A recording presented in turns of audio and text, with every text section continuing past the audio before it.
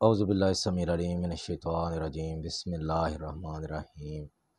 درس قرآن کا آغاز سورہ الشورى کی آیت نمبر 16 سے ہو رہا ہے۔ اللہ تعالیٰ فرماتے ہیں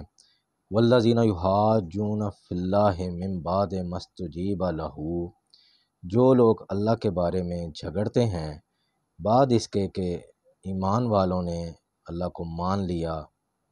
حجتہم داحضۃ، تو ان کا جھگڑا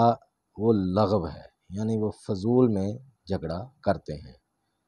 عند ربہم، ان کے رب کے نزدیک، وعلیہم غضب ولہم عذاب شدید، اور ان پر اللہ کا غضب ہے اور ان کے لیے دردناک عذاب ہے۔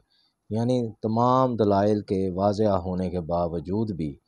جو لوگ اللہ کے بارے میں، اس کی وحی کے بارے میں، پیغمبر صلی اللہ علیہ وسلم کے بارے میں جھگڑا کرتے ہیں تو وہ ان کا جھگڑا لغو ہے اور ان کے لیے سخت قسم کا عذاب ہے۔ اللہ الذی انزل الکتاب بالحق، اللہ ہی وہ ذات ہے جس نے اس کتاب کو حق کے ساتھ اتارا، والمیزان، اور اس کو میزان بنا دیا، یعنی اس کے ذریعے ہی یہاں دنیا میں بھی فیصلے کیے جائیں گے اور آخرت میں بھی یہ کتاب میزان بن کر سامنے آئے گی کہ جن لوگوں کا ایمان، اعتقاد اس کتاب کے مطابق ہوگا تو وہ جنت کے حقدار ٹھہریں گے۔ وما یدریک لعل الساعۃ قریب، اور آپ کو کیا معلوم کہ جو قیامت ہے وہ آنے والا دن وہ بہت ہی قریب ہے۔ یعنی یہ دن رات کا نظام چونکہ نظام شمسی کے ماتحت ہے اور ہم جانتے دیکھتے یعنی زندہ حالت میں اس کے وہ محسوس کرتے ہیں ماہ و سال، لیکن جب ہماری موت ہو جائے گی، روح چلی جائے گی، تو پھر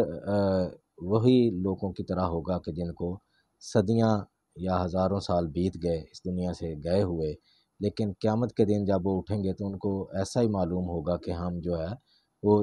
چند دن کی زندگی یا ایک دن کی زندگی رہے ہیں، تو یہ ہمارا شعور اس کا جو ہے نا ملاحظہ نہیں کر سکے گا، یہ جو عرصہ گزرا ہوگا۔ تو اس لیے اللہ تعالیٰ فرما رہے ہیں کہ ہو سکتا ہے وہ بہت قریب ہو، یعنی مہلت یہی زندگی کی ہے، اس دنیا کی زندگی کی جتنی یہ دیر کی زندگی ہے تو اتنا ہی عرصہ جو ہے وہ مہلت ہے۔ تو اس لیے اللہ سے ڈرنا چاہیے اور اس کے احکام پر عمل کرنا چاہیے، کیونکہ اس زندگی کے ساتھ ہی جو ہے وہ اپنا حساب کتاب کا معاملہ جو ہے وہ شروع ہو جانا ہے۔ یستعجل بہ الذین لا یؤمنون بہا، اور اس دن کے بارے میں جو ایمان نہیں رکھتے وہ بہت جلدی مچاتے ہیں کہ جی پیغمبر کو بھی کہتے ہیں جی لے آؤ اس دن کو جس کا تم وعدہ کرتے ہو، جس سے تم ڈراتے ہو۔ والذین آمنوا مشفقون منہا ویعلمون انہا الحق، یعنی مشرک کافر تو اس دن کا مذاق اڑاتے ہیں لیکن ایمان والے اس دن سے ڈرتے ہیں اور یہ یقین رکھتے ہیں کہ یہ دن واقعی برحق ہے اور اس نے آنا ہے، اسی لیے وہ اس سے ڈرتے رہتے ہیں۔ الا ان الذین یمارون فی الساعۃ لفی ضلال بعید، اور آگاہ ہو جاؤ کہ بے شک جو لوگ قیامت کے بارے میں جھگڑا کرتے ہیں وہ بہت دور کی گمراہی میں ہیں۔ اللہ لطیف بعبادہ یرزق من یشاء، اللہ جو ہے وہ اپنے بندوں پر بہت ہی زیادہ مہربان ہے، وہ جس کے لیے چاہتا ہے وہ رزق بڑھا دیتا ہے۔ وہو القوی العزیز، اور وہ بہت قوت والا اور بہت زبردست غالب ہے۔ من کان یرید حرث الآخرہ نزد لہ فی حرثہ، تو جو کوئی چاہتا ہے کہ اس کا آخرت میں اجر و ثواب بڑھ جائے، وہاں پہ اسے زیادہ ملے، تو اللہ تعالیٰ اس کو وہ آخرت کا جو ہے اجر وہ بڑھا دیتا ہے اس کے لیے۔ ومن کان یرید حرث الدنیا، اور جو کوئی چاہتا ہے کہ اس کو اس کے اعمال کا بدلہ اس دنیا میں ہی مل جائے، یا ایسے جو لوگ ہیں جو بہت سے اعمال کرتے ہیں جو دکھلاوے پر مبنی ہیں، تو ان کے لیے وہ ان کی خواہش ہوتی ہے کہ اسی دنیا میں ہی ان کو اس کا بدلہ اور ثواب مل جائے۔ نوتے ہی منہا، تو اللہ کہتے ہیں ہم وہ اس کو اس دنیا میں ہی عطا کر دیتے ہیں۔ وما لہ فی الآخرۃ من نصیب، لیکن ایسے لوگوں کے لیے آخرت میں کوئی حصہ نہیں ہوگا۔ تو اس لیے یہ واضح رہنا چاہیے کہ جو آپ اعمال کر رہے ہیں، عبادات کا ہے یا کچھ لوگوں کی اصلاح کا ہے اور کچھ لوگوں کے ساتھ بھلائی کا ہے، تو یہ سارے اعمال ضروری نہیں ہے کہ ان کا بدلہ آپ کو اسی دنیا میں مل جائے۔ تو اور مومن کے لیے تو یہ ہمیشہ سے ہی اس کی امید رہی ہے کہ وہ اپنے اعمال کا بدلہ آخرت میں لینا چاہتا ہے، کیونکہ دنیا کی تو زندگی ناپائیدار ہے اور آخرت جو ہے وہ ہمیشگی کی زندگی ہے۔ ام لہم شرکاء شرعوا لہم من الدین، کیا ان کے وہ شریک ہیں جنہوں نے ان کے لیے کچھ دین مقرر کر دیا ہے، ما لم یعظم بہ اللہ، کہ جس کی اللہ تعالیٰ نے اجازت نہیں دی یا اس نے حکم نہیں دیا، ولولا کلمۃ الفصل لقضی بینہم، اور اگر اللہ کے ہاں ایک دن کے آنے کا وعدہ نہ ہو چکا ہوتا تو ابھی اسی وقت اس کا فیصلہ کر دیا جاتا۔ وَإِنَّ الظَّالِمِينَ لَهُمْ عَذَابٌ عَلِيمٌ، تو اور بے شک ظالموں کے لیے بہت ہی دردناک عذاب ہے۔ یعنی جو لوگ شریک ہیں اللہ کے،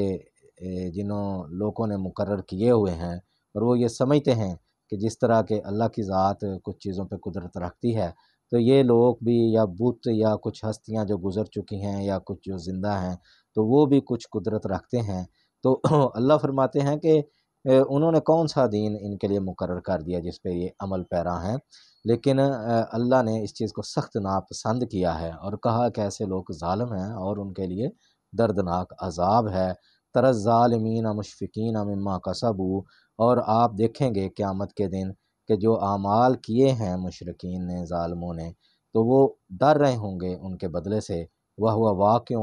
واقع بہم، اور یہ عذاب، یہ ان کے اعمال کا صلہ ان پر پڑ کے رہے گا، ان کو مل کے رہے گا۔ والذین آمنوا وعملوا الصالحات، اور جن لوگوں نے نیک اعمال کیے اور ایمان لائے، فی روضات الجنات، تو یقیناً ایسے ہی لوگ جنت کے باغات میں ہوں گے، لہم ما یشاءون عند ربہم، اور جو وہ چاہیں گے اپنے رب کے ہاں موجود پائیں گے،